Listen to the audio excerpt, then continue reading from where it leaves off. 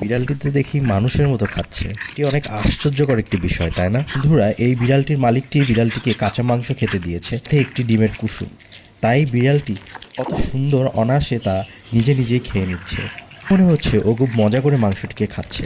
বিড়ালের মালিকও মাংসটিকে খাওয়াতে সাহায্য করছে।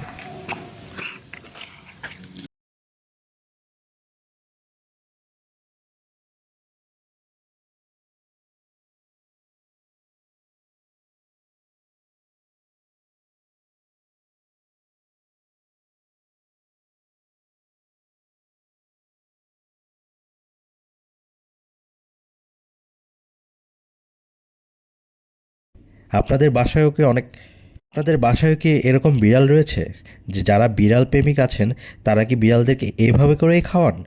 দেখুন এই বিড়ালটি কত সুন্দর সেদ্ধ মাংসটিকে মুখের ভিতর নিয়ে